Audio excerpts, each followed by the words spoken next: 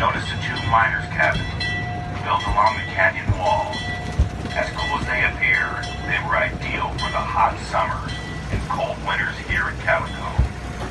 During the boom years, Calico's mining district boasted a population of nearly 5,000 people.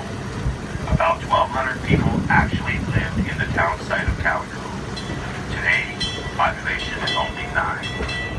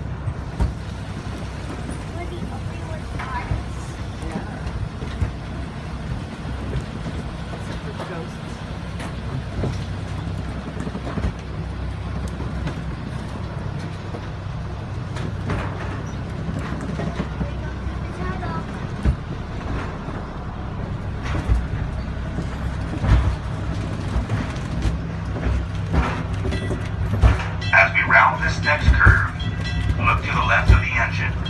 Notice the pile of rocks painted white with a white marker on top. This marks the spot where silver traces from the Silver King mine were first discovered in early April of 1881.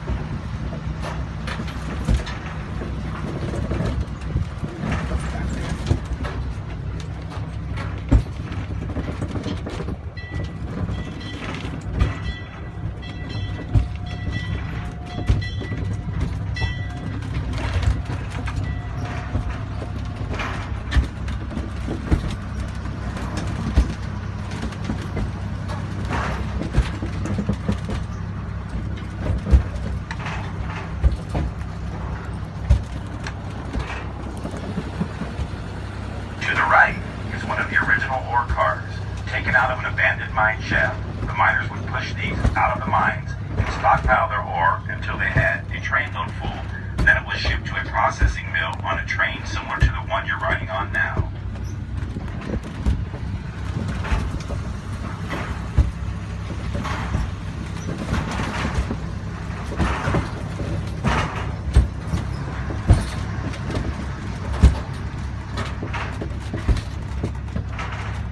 This large area to the left of the train was known as East Calico.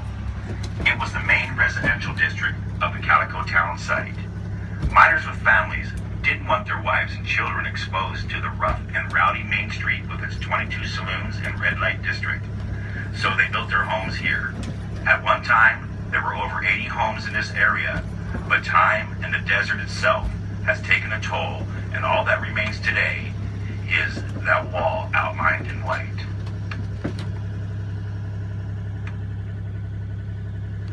As we pause here, take a look at the top of King Mountain, where your engineer is now pointing. Look at the last letter, the O in the word Calico, and run your eyes down about 300 feet and a little to the right. You should see a mine entrance in the side of the mountain. This is the entrance to the Silver King mine, one of the richest and largest mines in the Calico mining district. It produced about $10 million worth of silver in about 11 years. There's about 30 miles of tunnels on 14 different levels inside this mountain, belonging to several different mines. Just below the Silver King, there appears to be just an ordinary pile of dirt. Actually, that's remnants from the Silver King mine itself. Not long ago, that pile of dirt was assayed and found to contain over $6 million in silver. But before you jump out of the train and climb the hill to fill your pockets, I should point out that the cost of processing that silver would be well over $10 million.